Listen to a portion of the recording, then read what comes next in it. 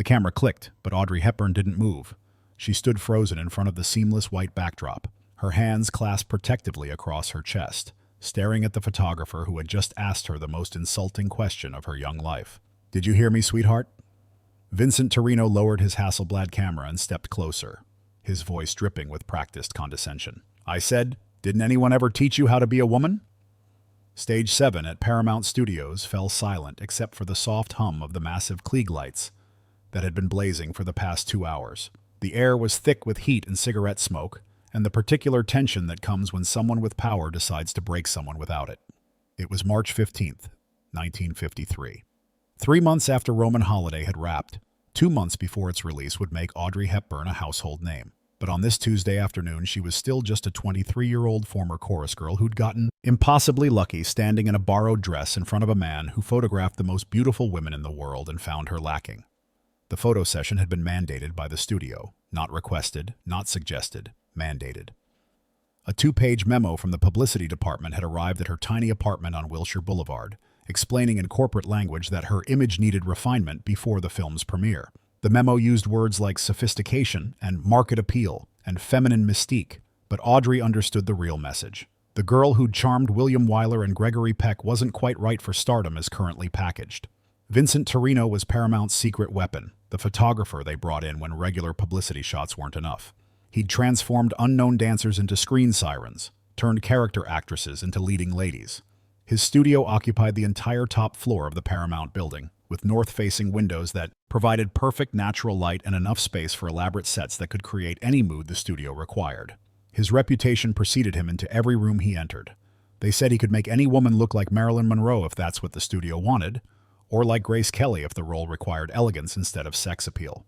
Directors trusted his judgment, producers approved his bills without question, and actresses, even the most established ones, treated him with the careful deference reserved for men who could end careers with a single unflattering photograph. But Audrey wasn't like the other actresses he'd worked with. She'd arrived at the studio that morning wearing a simple black dress, not the dramatic gowns or figure-hugging sweaters that usually populated his sessions, but something her mother might have worn to church. Her hair was pulled back in a neat chignon, not the elaborate styled waves that were fashionable. She wore minimal makeup, just enough to avoid looking washed out under the lights. "Miss Hepburn," he'd begun when she'd first stepped onto his set, "we need to discuss your look." She'd listened politely as he explained what Paramount wanted. Sex appeal, but not too obvious. Sophistication, but accessible to middle America. European elegance, but not foreign enough to alienate moviegoers in small towns. A delicate balance that required, he explained, some adjustments to her natural presentation. "Think Rita Hayworth," he'd suggested, "but taller. Think Ava Gardner, but more refined." The first hour had gone reasonably well. Torrino had posed her in evening gowns borrowed from the costume department, each more elaborate than the last. Sweeping ball gowns with plunging necklines. Cocktail dresses that hugged curves she didn't quite possess. Each outfit came with instructions about posture, about how to hold her shoulders, about what to do with her hands. "Arch your back more," he'd called out from behind his camera. "Think about pushing your chest forward. You want to create curves where nature hasn't provided them." Audrey had tried. She'd adjusted her posture, modified her stance, attempted to transform herself into whatever vision Torrino and the studio required. But something in her rebelled against each instruction. When he told her to part her lips suggestively, her mouth seemed to forget how to move. When he demonstrated how to tilt her head to create shadows that would suggest mysterious depth, her neck felt rigid and unnatural. The breaking point came during the third costume change. The wardrobe assistant had brought out a black cocktail dress that was, by 1953 standards, daringly provocative. The neckline plunged nearly to her waist. The fabric clung to every line of her body. When she'd emerged from the changing area wearing it, she'd seen something shift in Torrino's expression, a calculation that made her skin crawl. "Perfect," he'd said, his voice different now. "This is what we've been looking for." He'd positioned her against a black velvet backdrop, instructing her to lean forward slightly, to place one hand on her hip, to look directly into the camera with what he called bedroom eyes. But when the camera clicked, Audrey had flinched. Not from the flash, but from something else entirely. "Again," Torrino had commanded. "This time, think about seduction. Think about what you'd do if you wanted to drive a man crazy with desire." That's when she'd stopped moving entirely. That's when the protective instinct had kicked in, causing her to cross her arms over her chest like armor. That's when Vincent Torrino had grown impatient and asked the question that now hung in the air like smoke from his ever-present cigarette. Didn't anyone ever teach you how to be a woman? The studio assistant, a nervous young man named Jimmy who'd been adjusting lights and moving equipment with the careful efficiency of someone who understood his place in the hierarchy, froze, mid-motion. The makeup artist, an older woman who'd worked with everyone from Veronica Lake to Barbara Stanwyck, looked up from her powder compact with alarm. Everyone in the room understood they were witnessing something significant. Not just a difficult photo session, but a moment where two fundamentally different philosophies about womanhood, about image, about who got to decide what made someone valuable, were about to collide. Torrino stepped closer, close enough that Audrey could smell his cologne and see the calculation in his eyes. He wasn't angry, she realized. This was strategy. A test designed to break down whatever resistance she was showing, to transform her into the malleable subject he needed to create the images Paramount wanted. Look, sweetheart, he continued, his voice taking on a patronizing tone that suggested he was doing her a favor by explaining reality. I've photographed everyone. Lana Turner before she knew how to pose. Elizabeth Taylor when she was still a kid who didn't understand her own beauty. They all had to learn. You think Grace Kelly was born knowing how to look elegant? You think Marilyn Monroe just naturally understood how to be sexy? He gestured toward his camera, toward the lights, toward the elaborate setup that represented thousands of dollars of equipment dedicated to the art of creating illusions. This isn't about who you are. This is about who you can become, who the audience needs you to be. Audrey didn't respond immediately. She stood there in the provocative dress that felt like a costume for a role she'd never auditioned for, under lights that revealed everything she was trying to hide, being lectured by a man who saw her as raw material to be shaped rather than a person to be respected. But something was happening inside her during that silence, something that had been building since she'd first walked into this studio, since she'd first been handed that memo explaining why she wasn't quite right as she was, since she'd first understood that success in Hollywood might require becoming someone she didn't recognize. The war years in Holland had taught her about survival, about the difference between bending and breaking. She'd learned to dance for German officers to earn money for food, but she'd never compromised the essential part of herself that remained defiant. She'd smiled politely at Nazi soldiers while secretly carrying messages for the resistance. She'd played roles when necessary, but she'd never lost track of who she was beneath the performance.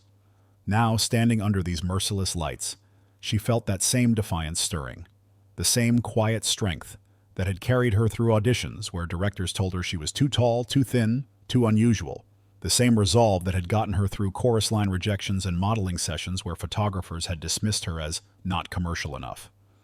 Vincent Torrino was waiting for her answer. The room was waiting for her answer. The studio system that had invested in her was waiting for her to demonstrate that she understood how the game was played, that she was willing to transform herself into whatever product they needed to sell. Instead, Audrey uncrossed her arms, not to assume the pose Torrino wanted, but to reach behind her back and find the zipper of the black cocktail dress. She pulled it down slowly, deliberately, her eyes never leaving the photographer's face.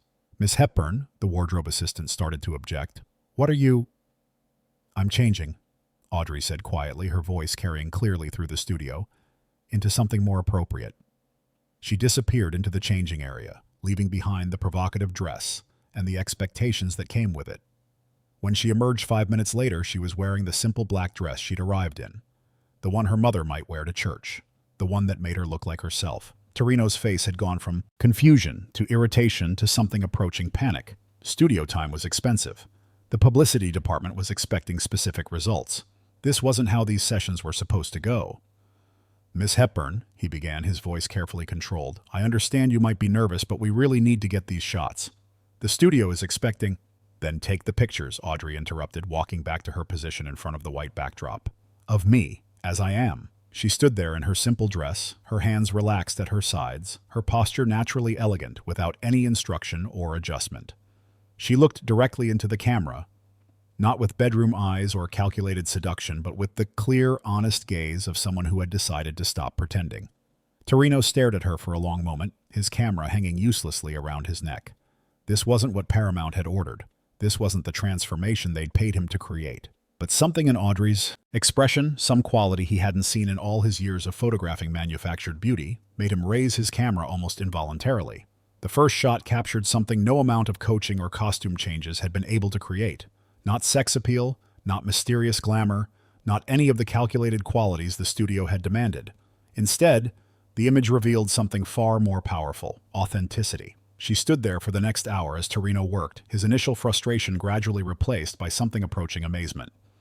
Every shot he took seemed to reveal new layers of the person in front of his lens, not the siren Paramount had wanted, but someone infinitely more compelling.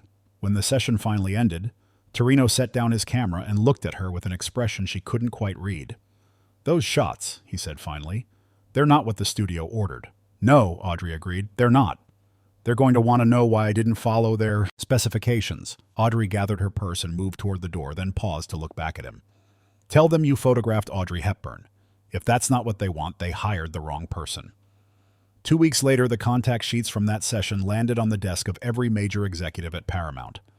The photos that emerged from Audrey's refusal to be transformed became the foundation of her entire image campaign. Not because they gave the studio what they'd asked for, but because they revealed something far more valuable. A star who didn't need to be created because she already knew exactly who she was. Vincent Torrino would work with dozens of actresses over the following decades, transforming unknowns into stars and helping established names reinvent themselves. But he would tell people years later that the most memorable session of his career was the one where he learned the difference between manufacturing beauty and recognizing it. The simple black dress Audrey wore that day became her signature look.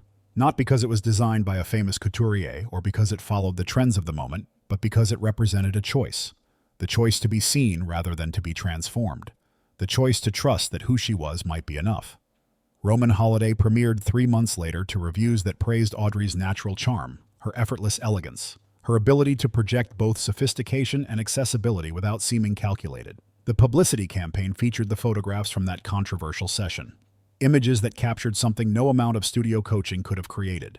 In interviews, reporters asked how she'd developed her distinctive style, how she'd learned to project such natural poise. Audrey would smile and give diplomatic answers about good directors and talented costume designers.